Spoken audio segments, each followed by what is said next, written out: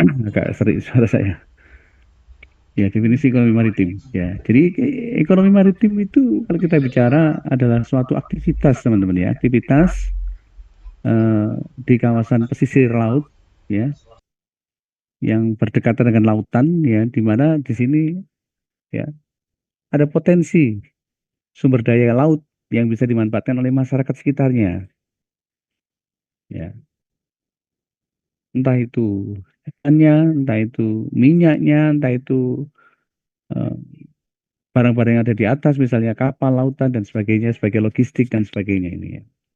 Yang tujuannya adalah untuk meningkatkan kesejahteraan rakyat. Ya, kemudian ada definisi lain dari para ahli ya, yang lebih tegas ini bahwa ekonomi maritim itu adalah seluruh aspek ekonomi yang tergantung pada laut, termasuk pelayanan global, industri perikanan, eksplorasi dan eksploitasi sumber daya laut dan sebagainya. Ya, kita lihat apa namanya eksploitasi sumber daya laut termasuk minyak-minyak itu, ya, itu temuan-temuan baru itu paling banyak di sumur-sumur laut, gitu ya. Yang tentunya secara ekonomis ya mereka bisa sampai puluhan tahun untuk diserap gitu, atau untuk diambil minyaknya gitu ya. Oke. Silakan dibaca oleh saudara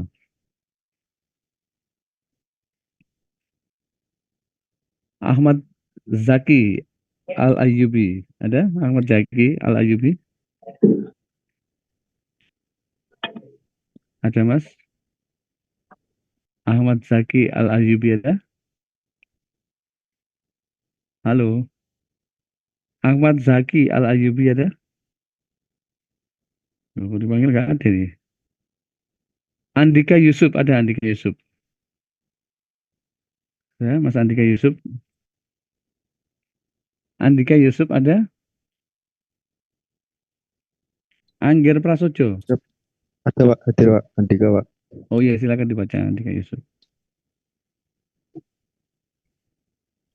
Alasan pengembangan ekonomi maritim Indonesia. Satu, memperkuat identitas Indonesia sebagai maritim. Dengan identitas negara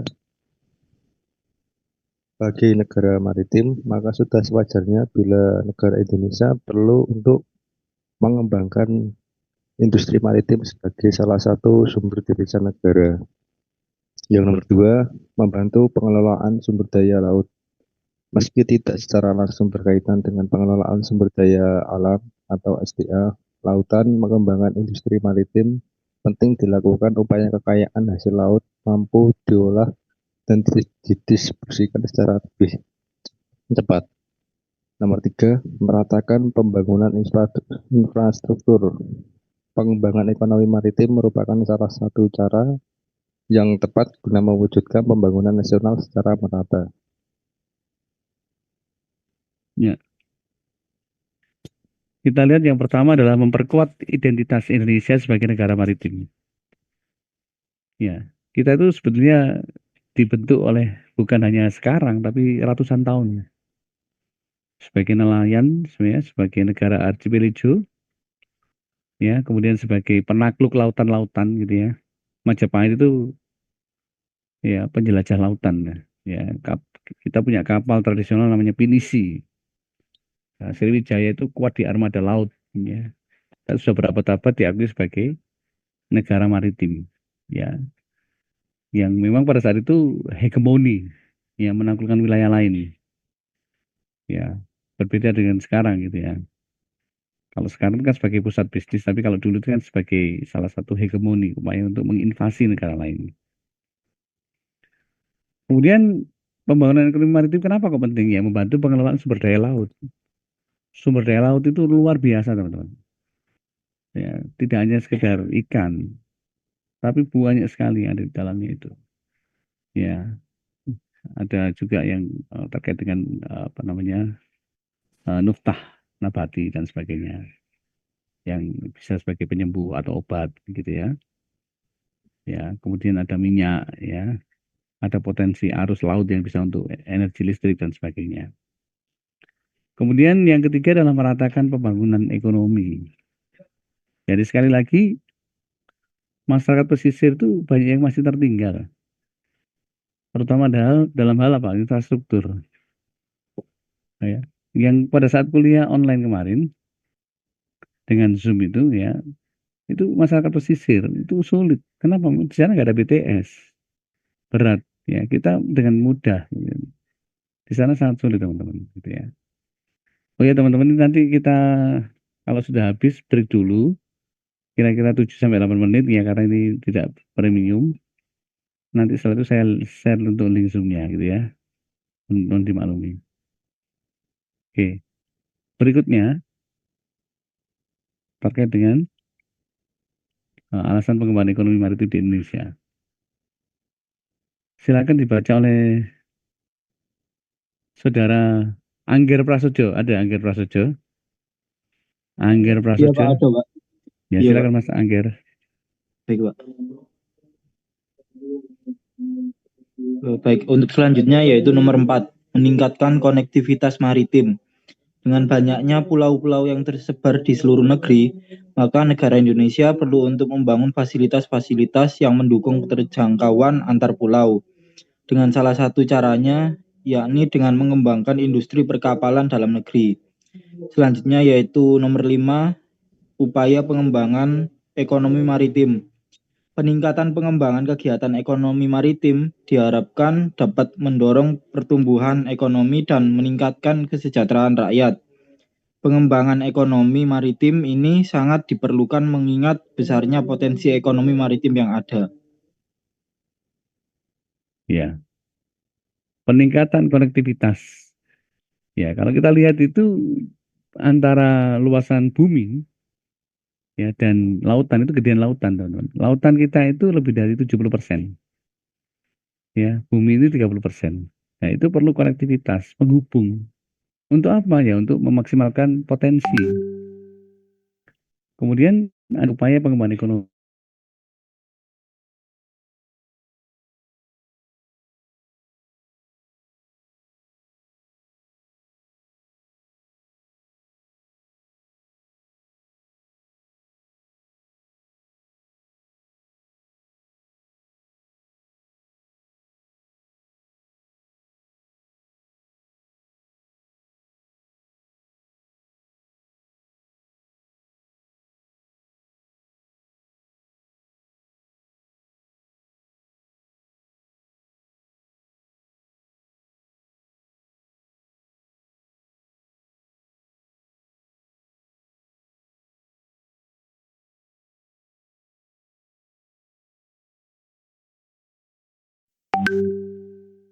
Jadi eh, ada 5 alasan gitu ya pengembangan ekonomi maritim di Indonesia. Suara saya sudah jelas teman-teman ya? Sudah bisa didengar? Halo? Sudah, Pak. Iya, benar Pak. Iya. Ya semoga nanti ke depan kita bisa pakai kelas apa Google Meet teman-teman ya. Apa eh, Microsoft Teaching, Microsoft Team maksud saya. Coba kita perbaiki sistem di laptop saya.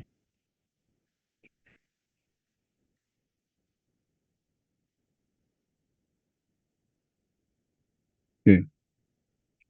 Sekarang ini alasan penting kenapa kok ekonomi maritim di Indonesia itu menjadi penting gitu ya. Iya. Jadi coba dibaca oleh saudara Andika, Andika Firdaus Arista. Ada? Armada toh Pak. Armada ya maaf. Armada, Oke. silakan Mas Armada. 3, pengembangan ekonomi maritim utama di Indonesia. 1, perubahan basis pembangunan nasional. Perubahan basis pembangunan nasional ini bisa terjadi dari pembangunan berbasis daratan menjadi pembangunan berbasis kelautan. Perubahan ini merupakan salah satu upaya yang perlu dilakukan guna memacu percepatan berbagai sarana strategis transportasi kelautan. 2, memacu percepatan pengembangan infrastruktur dan ketersambungan maritim. Pengembangan pelabuhan adalah salah satu contoh pengembangan ekonomi maritim. Dengan dibangunnya terminal barang yang dilengkapi dengan dermaga, gudang, dan lapangan penumpukan, peralatan bongkar muat, maka kegiatan di pelabuhan akan semakin dapat ditingkatkan. Oke.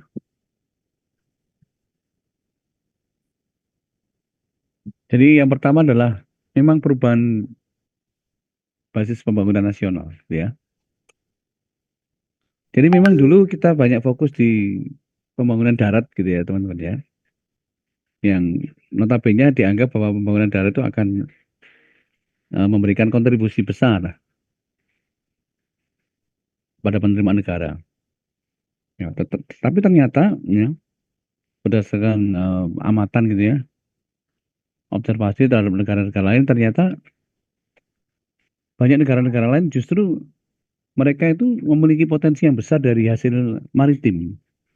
Ya, contoh negara tetangga saja yang Singapura notabene negara kecil sekali, ya dia bisa membiayai ya satu setengah kali APBN-nya, ya 1,5 kali APBN-nya itu dari industri maritim.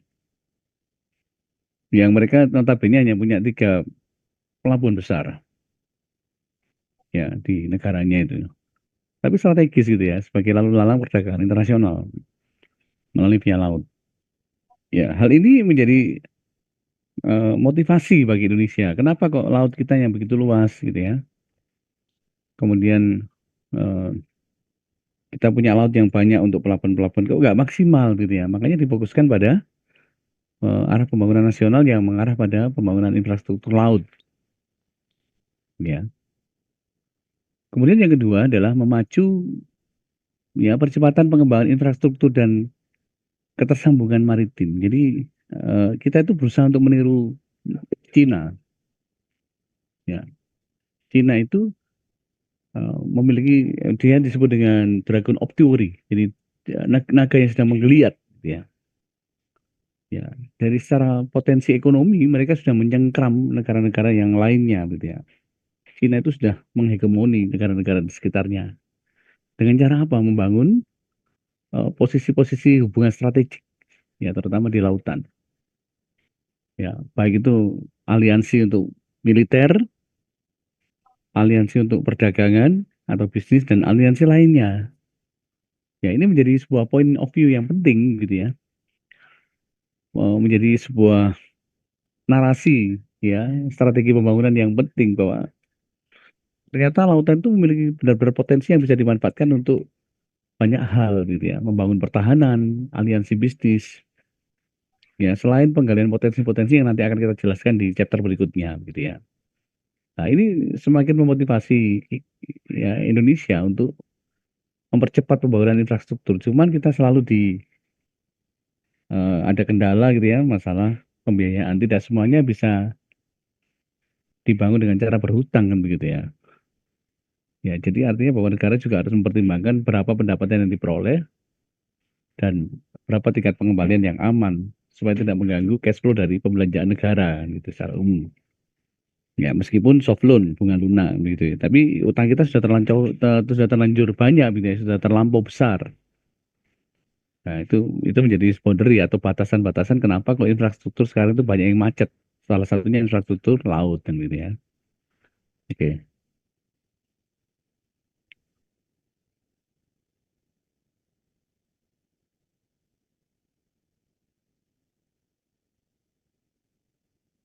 Izin Pak, saya lanjutkan bacanya.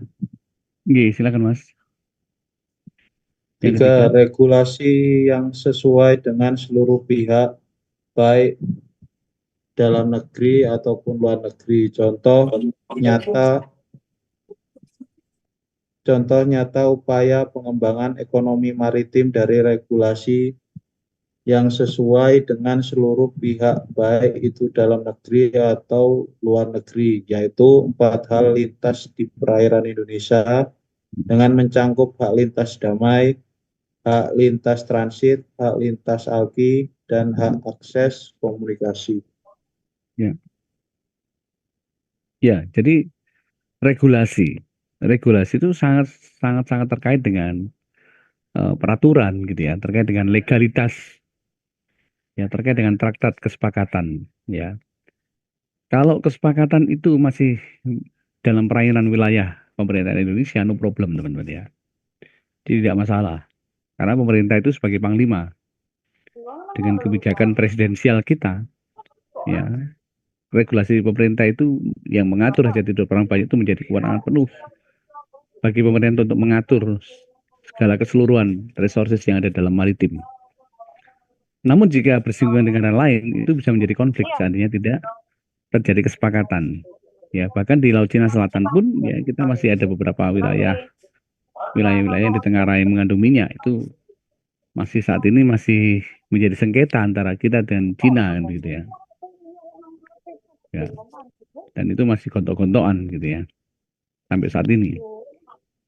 Ya artinya di sini perlu konsensi ya, perlu konsensi itu kesepakatan pengaturan meskipun ya sudah ada konsensi mengenai zona ekonomi eksklusif dan sebagainya.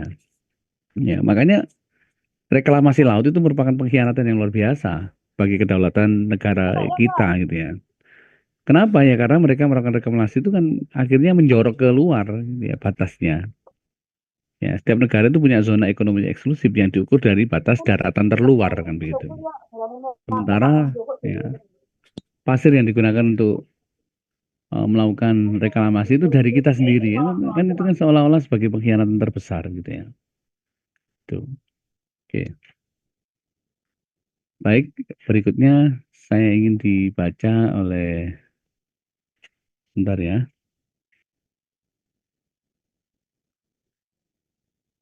Oleh saudara Aufila Aulia Savana. Ada? Aulia Savana? Ada Aulia Savana? Iya Pak, ada. Ya, Halo. silakan. Iya, iya Mbak, dengar Mbak. Silakan dibaca Mbak yang ini. Iya, boleh. Untuk tujuan pengembangan ekonomi maritim di Indonesia. Yang pertama, ada inovasi dan teknologi maritim. Ekonomi maritim mendorong inovasi dan pengembangan teknologi di sektor kelautan untuk meningkatkan efisiensi operasional, keamanan, dan produktivitas. Dua, keberlanjutan lingkungan laut. Pengembangan ekonomi maritim dilakukan dengan menjaga keberlanjutan dan keseimbangan ekosistem laut. Langkah ini melibatkan pengelolaan sumber daya laut yang berkelanjutan, pengendalian polusi laut, dan perlindungan keanekaragaman hayati di laut. Yang Ya. ketiga, keamanan pangan dan sumber daya energi. Tujuan ekonomi maritim berikutnya adalah memanfaatkan sumber daya laut untuk sektor perikanan dan energi dapat memberikan kontribusi dalam mencukupi pangan dan sumber daya energi. Ya. Sudah, Pak. Ya, baik. Tujuan pengembangan ekonomi maritim di Indonesia. Saya bicara di Indonesia. Itu diatur dalam Kementerian Kelautan ya. Ini saya mengutip dari beberapa peraturan atau dokumen dari Kementerian Kelautan Indonesia. Di situ dijelaskan dengan gamblang yang pertama adalah inovasi dan teknologi maritim. Indonesia ini punya tujuan ya di tahun 2040 itu kita menjadi negara yang memang benar-benar menjadi negara yang memiliki kemandirian dalam pengelolaan kemaritiman. Ya. Ya kita lihat sekali lagi dalam perspektif pengelolaan kemaritiman ini ya, itu butuh sekali aspek sentuhan teknologi dan inovasi. Misalnya contoh pembuatan platform ya untuk pengeboran bawah laut. Ya, itu juga tidak mudah. Kita masih bergantung pada negara-negara maju. Ya, alih teknologi belum bisa dilakukan dengan maksimal. Ya, contoh misalnya kita masih bergantung pada Chevron yang notabene milik Amerika. Gulf ya milik Perancis. Ya, Shell milik Belanda dan sebagainya. Jadi kita masih bergantung.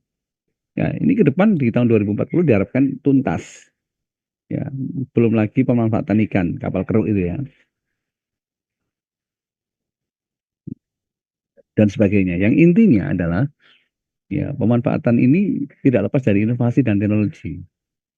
Ya, makanya negara-negara yang maju di negara-negara maju ya shipping engineering ya teknik perkapalan, teknik kelautan, oceanografi itu menjadi ilmu yang memiliki prospek ke depan yang cerah. Ya karena pembangunan sekarang itu memang ke laut, ke maritim gitu ya. Ya, cuman kalau itu tidak dikelola dengan baik ya dan hanya membuat produksi kapal, perspektifnya hanya kapal, maka ya susah kan gitu ya. Padahal sangat kompleks, sangat luas permasalahan apa namanya oceanografi tentang pemanfaatan ekonomi kelautan ini. Kemudian keberlanjutan lingkungan laut ini ya, sekali lagi laut itu masuk dalam kategori ya sumber dayanya itu renewable, kecuali minyak loh ya. Artinya apa? Ada potensi-potensi untuk diperbarui lagi. Ya, contoh pemanfaatan ikan ya, kemudian perdagangan-perdagangan untuk lalu lintas pelayaran dan sebagainya. Jalur-jalur untuk lalu lintas transportasi itu kan sebetulnya tidak merusak. Kita hanya mengatur kan gitu. Sehingga potensi selain mendapatkan ekonomi ya, profit, keuntungan, maka eh, juga tidak ada aspek lingkungan yang dirusak. Beda sama tambang atau pengerukan gitu ya. Nah, itu artinya ada potensi kerusakan lingkungan yang masif gitu ya. Yang jika secara terus-menerus tidak segera diperbaiki, maka akan mengganggu ekosistem lainnya. Ya, di Singapura ya untuk lautan itu ya no problem ya tidak ada masalah sampai sekarang itu ya seperti itu kondisinya. Ya meskipun ada beberapa fasilitas infrastruktur yang ditambahkan, tetapi tidak ada ekosistem yang dirusak. Ya itu luar biasa. Jadi sustainable sendiri itu kan triple bottom line nih.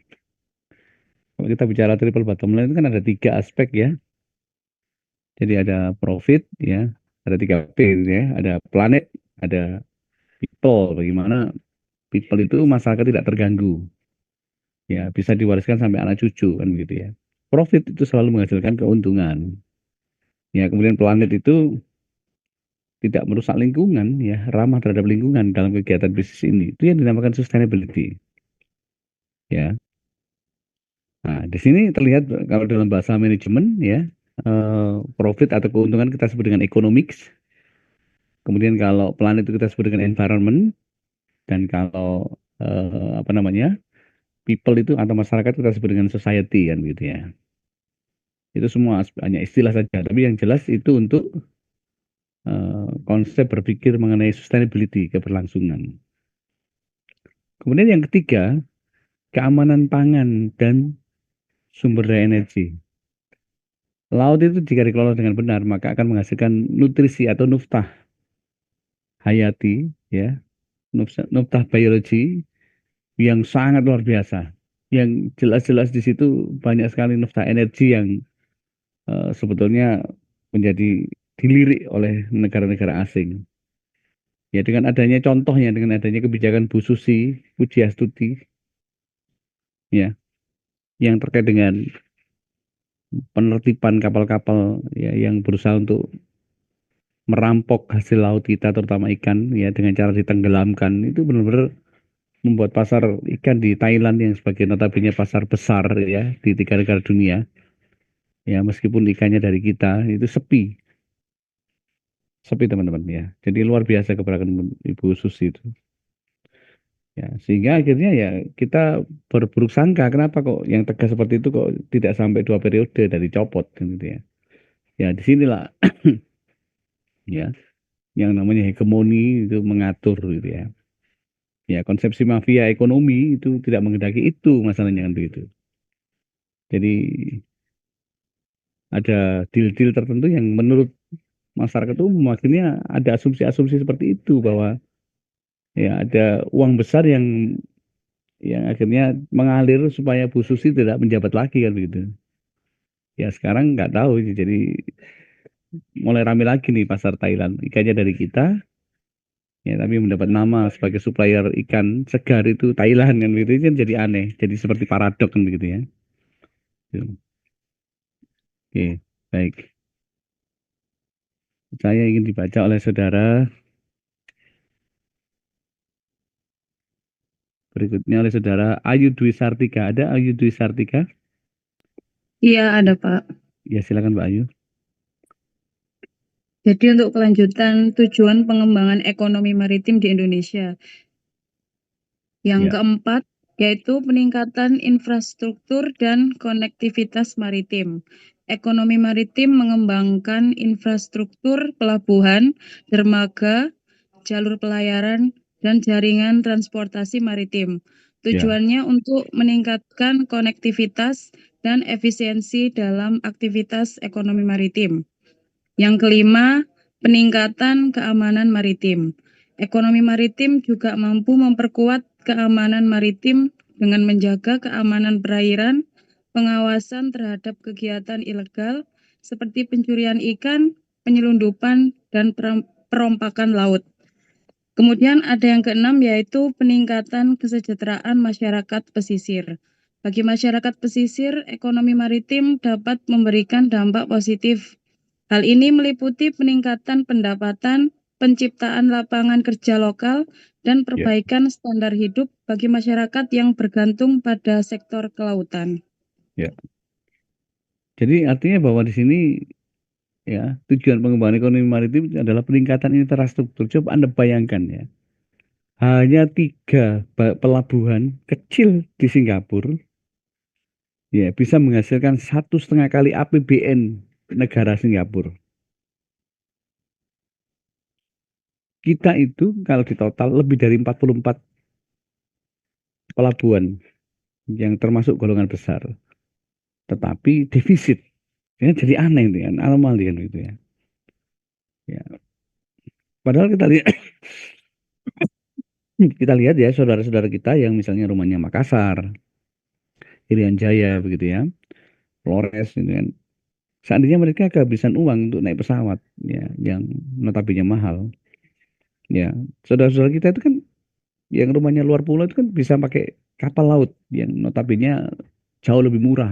Ya, ya meskipun secara waktu tempuh ya ada agak waktu lama gitu ya, lama gitu. Tapi dari sisi finansial ya mereka bisa menikmati itu ya dengan dengan transportasi yang layak. Ya, ini pentingnya ya, pentingnya dukungan infrastruktur. Ya, belum kita bicara masalah peningkatan keamanan maritim. Cina itu begitu kerjasama dengan negara lain terkait dengan maritim, jadi pinter dia. Jadi Cina itu ngutang-ngutangkan gitu ya. Negara yang nggak mampu membayar utang itu mereka dianggap sewa. Cina itu dianggap menyewa pangkalan maritimnya. Dia membentuk armada di situ sebagai pangkalan militer untuk angkatan laut. Coba seperti itu. Betapa pentingnya itu. Nah, mereka juga akan membuat suatu kesepakatan untuk melindungi negara tersebut dari kegiatan yang namanya perampokan dan sebagainya. Ya, penyelundupan, janji mereka bekerja sama dengan aparat setempat. Ya. Nah, ini tentunya bisa dilihat sebagai bentuk berkurangnya kedaulatan kan begitu ya. Indonesia tidak mau seperti itu. Kita punya armada yang tangguh, kita punya pasukan marinir gitu ya, Denjaka, amfibi ya dan sebagainya yang luar biasa sebenarnya secara kemampuan teknis untuk menghalau itu. Gitu ya.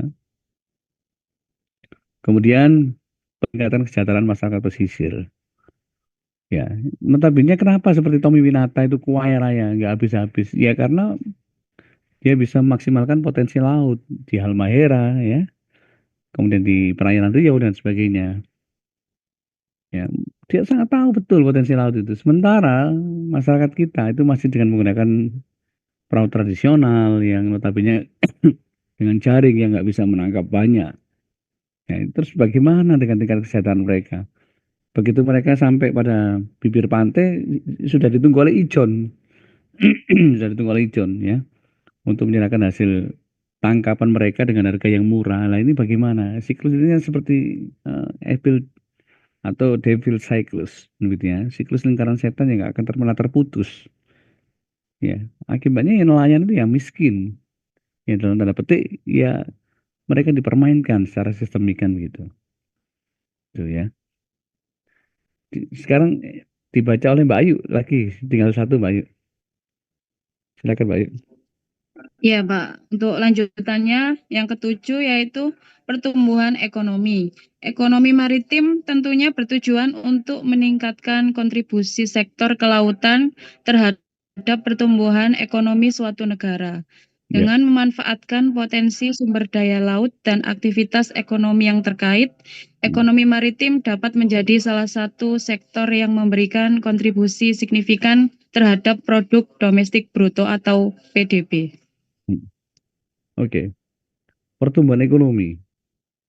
Di zamannya Bu Susi teman-teman ya, sumbangan ya, ini kita ngomong sumbangan rata-rata PDB itu meningkat sebesar 60% PDB ya, domestik bruto.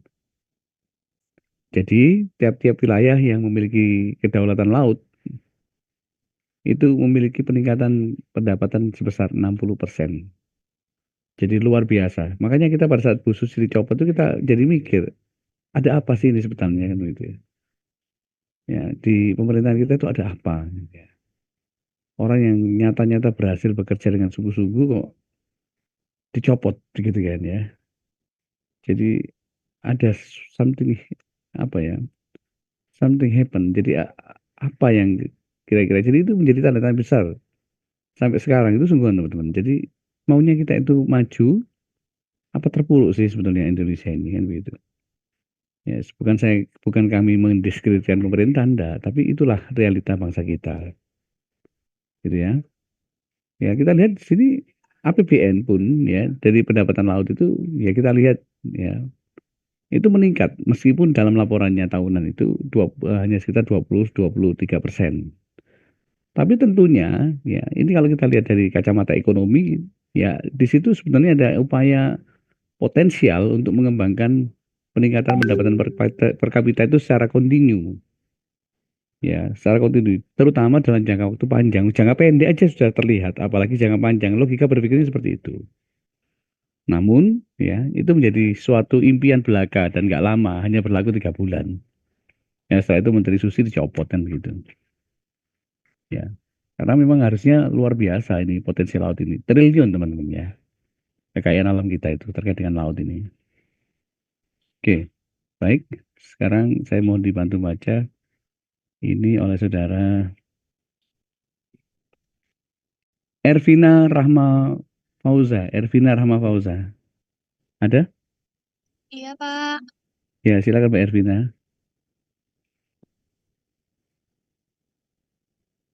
Ini yang dibaca. Selanjutnya adalah manfaat pengembangan ekonomi maritim di Indonesia. Yang pertama, pertumbuhan ekonomi secara berkelanjutan terwujudnya tol laut sangat membantu kegiatan perekonomian antar pulau dan masyarakat yang tinggal di daerah terdepan tertinggal ekonomi sudah meningkat secara berkelanjutan. Ya. Yang kedua, kesejahteraan pelaku usaha, pembudidaya ikan, dan masyarakat kelautan dengan skala kecil. Seluruh pelaku usaha itulah yang nantinya akan memperoleh kesejahteraan jauh lebih baik. Yang ketiga, kelestarian lingkungan yang lebih terpelihara. Manfaat lain dari ekonomi maritim bagi Indonesia, yaitu kelestarian lingkungan laut menjadi lebih terjaga dan terpelihara. Dampak positifnya, yakni sumber daya kelautan akan terus berkelanjutan. Ya. Jadi yang pertama adalah pertumbuhan ekonomi secara berkelanjutan. Pasti itu sudah. Ya.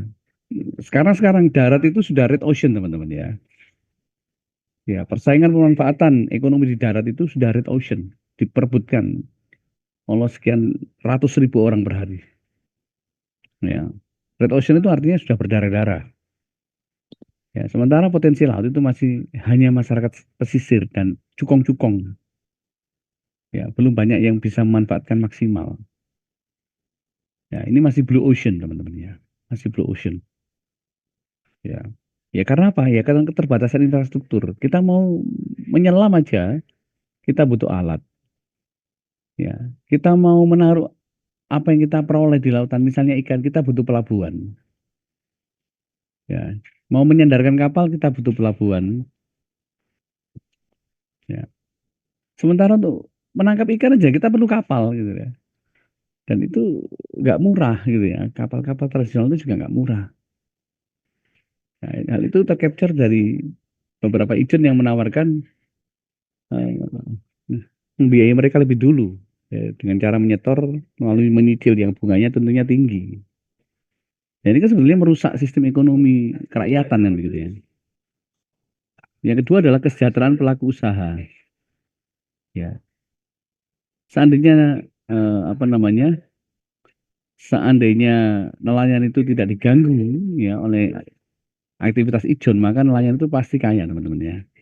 Karena apa? Mereka punya independensi dalam menentukan harga. Ya, mereka punya otoritas, ya, punya kemauan untuk bergaining dalam meningkatkan hasil-hasil yang mereka peroleh. Ya, kemudian kelestarian lingkungan yang lebih terpelihara. Ya, artinya kalau pemanfaatan itu memang benar-benar oleh rakyat, itu insya Allah mereka itu nggak ngawur, teman-teman ya, nggak ngawur. Yang ngawur itu kalau hegemoninya dilaksanakan oleh cukong-cukong itu ya, oleh bangsa asing, karena mereka nggak berpikir. Ya, mereka seandainya habis dikeruk gitu ya, atau rusak, mereka bisa cari tempat lain. Sementara kalau nelayan, ya, nelayan lokal masyarakat berpesisir, mereka akan berpikir, ini untuk anak cucu kami selanjutnya, ini kita wariskan. Ya, jangan sampai ini rusak. Karena apa? Ini adalah hidup mereka. Ya, kalau istilahnya orang Jawa itu sandang pangan mereka. Ya, ini adalah tempat mencari nafkah mereka. Maka kita jaga bareng-bareng kan begitu kalau muncul jiwa nasionalisme dari masyarakat setempat kan begitu, teman-teman ya. Itu. Oke. Berikutnya sebentar ya. Sebentar.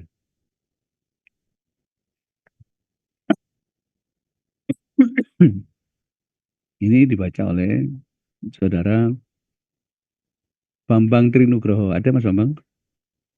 Bambang Trinugroho. Ada? Bambang Ada, Pak. Trinugroho. Ya, silakan Mas Bambang. Ya. Selanjutnya, laut sebagai pemersatu bangsa. Sulitnya menjangkau daerah terdepan dan tertinggal yang kini sulit. Maka dengan hadirnya tol laut dan banyak pelabuhan dihadirkan mampu mempermudah sarana transportasi. Ekonomi yang meningkatkan tentunya menjadikan kepemilikan bangsa akan menjadi semakin kuat. Nomor 5, pengembangan kegiatan ekonomi maritim. Meningkatkan pengembangan kegiatan ekonomi maritim diharapkan dapat mendorong pertumbuhan ekonomi dan meningkatkan kesejahteraan rakyat. Pengembangan ekonomi maritim tersebut sangat dibutuhkannya meningkatkan besarnya potensi ekonomi maritim yang ada. Oke. Laut sebagai pemersatu bangsa. Ya. Coba Anda lihat di kalau kita belajar sejarah gitu ya, flashback. Gajah Mada itu menyebut bahwa dalam Sumpah Palapanya, daerah yang ditaklukkan itu adalah daerah-daerah yang memiliki potensi laut besar. Ya, dalam Sumpah Palapa. Ingsun tan amukti palopo. Saya tidak akan hidup senang-senang gitu ya. Lamun hurung ya. Sebelum saya ya, manunggaling serang, sebelum saya mempersatukan Serang. Serang itu Banten. Dumpu Vietnam. Tumasik ya, Tumasik itu Singapura. Ya, kemudian Kalewang itu Filipina. Borneo itu Kalimantan. Ya, dan sebagainya ya. Dalam kesatuan Majapahit kan gitu ya. Dalam wilayah Majapahit. Itu semua daerah pesisir, teman-teman. Ya, ini membuktikan bahwa sebetulnya laut itu berpotensi untuk mempersatukan kepulauan-kepulauan kecil. Ya, dan itu diikuti oleh oleh negara Sriwijaya, oleh kerajaan Sriwijaya gitu ya. Ya, akibatnya ya Sriwijaya mencoba untuk membangun armada perang ya yang kuat dari aspek maritim. Ya. Sehingga pada saat itu cukup disegani, ya cukup ditakuti bahkan gitu ya, sebagai negara-negara yang penguasa lapangan. Ingat kekalahan kerajaan-kerajaan besar seperti Demak, ya jatuhnya Ambon gitu ya, kemudian jatuhnya beberapa wilayah-wilayah di Indonesia, terutama Jawa gitu ya, itu dari armada laut awalnya, ya. Jadi penjajahan Spanyol, Portugis, ya, sehingga sampai Demak itu Adipati Ukur meninggal gitu ya. Akhirnya sampai memanggil Sultan siapa tuh Raden Patah itu ya, itu manggil ulama dari Iran yang kita dengan nama Falatehan atau Fatahillah kalau orang Jawa bilang. Ya, dia skala prioritasnya adalah kita harus menyerang dari laut, jangan menyerang dari darat, habis kita. Kan begitu. Dan itu terbukti. Ya, beliau berhasil untuk menangkan pertempuran dengan melawan Portugis. Ya, itu bukti bahwa sebetulnya laut itu punya potensi yang luar biasa. Ya, kemudian pengembangan kegiatan ekonomi maritim. Jadi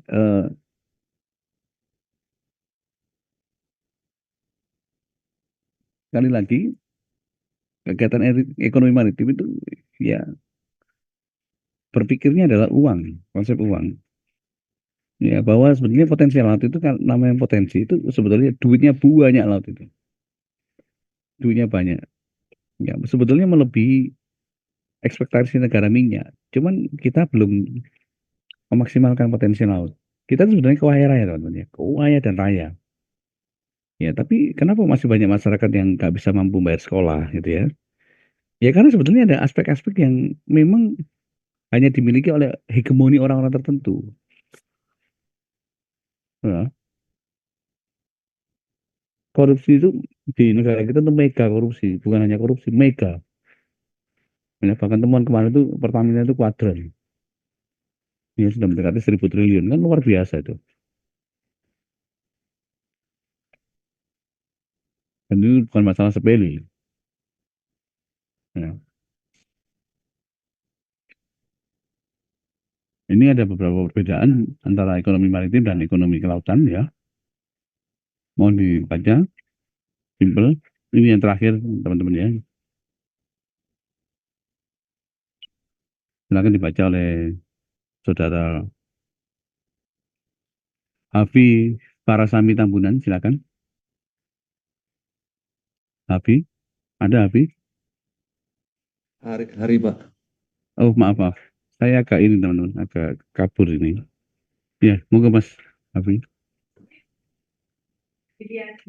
Perbedaan ekonomi maritim dan ekonomi kelautan. Yang pertama dari segi aspek definisinya, ekonomi maritim itu merupakan ekonomi yang berfokus pada aktivitas transportasi laut, industri galangan kapal, pelabuhan, dan logistik terkait perdagangan internasional serta kegiatan lainnya yang mendukung konektivitas laut. Sedangkan untuk ekonomi kelautan merupakan ekonomi yang mencakup seluruh aktivitas ekonomi yang berbasis sumber daya laut dan pesisir, termasuk perikanan, Aquacultur. Ya. Energi laut dan konservasi lingkungan laut. Ya. Untuk fokus utamanya dari ekonomi maritim merupakan kegiatan yang berkaitan dengan pergerakan barang dan jasa melalui jalur laut. Sedangkan ekonomi kelautan merupakan pemanfaatan sumber daya laut dan ekosistem perairan untuk berbagai sektor ekonomi. Untuk sektor utama dari ekonomi maritim, yang pertama transportasi laut atau kapal niaga dan pelayaran. Yang kedua logistik dan pelabuhan. Yang ketiga industri galangan kapal dan perawatan kapal. Yang keempat perdagangan internasional melalui laut. Yang kelima keamanan maritim dan navigasi laut. Sedangkan ekonomi kelautan yang pertama, sektor utamanya yang pertama perikanan dan budidaya laut. Yang kedua pariwisata bahari. Yang ketiga energi terbarukan berbasis laut atau ombak, angin laut, panas laut. Yang keempat konservasi ekosistem laut. Yang kelima eksplorasi dan eksploitasi sumber daya laut, yaitu minyak, gas, bioteknologi kelautan. Dari aspek lingkungan wilayah untuk ekonomi maritim yaitu wilayah yang berkaitan dengan jalur transportasi laut, pelabuhan, dan perairan yang digunakan untuk navigasi serta perdagangan internasional. Sedangkan ekonomi kelautan yaitu wilayah yang mencakup laut, pesisir, dan dasar laut yang digunakan untuk eksploitasi sumber daya serta konservasi. Oke, baik. Ini nanti akan saya share gitu ya materi saya ini, mau dibaca gitu ya. Beberapa hal yang belum saya terangkan ini ya sekaligus dicatat ya teman-teman ya, karena kita nanti UTS, UAS dan beberapa kuis itu nanti akan berbasis catatan ya. Termasuk tugas nanti akan kita lihat catatan teman-teman semua. Baik, sebelum kita akhiri ada yang perlu didiskusikan atau perlu ditanyakan teman-teman, silakan. Ada?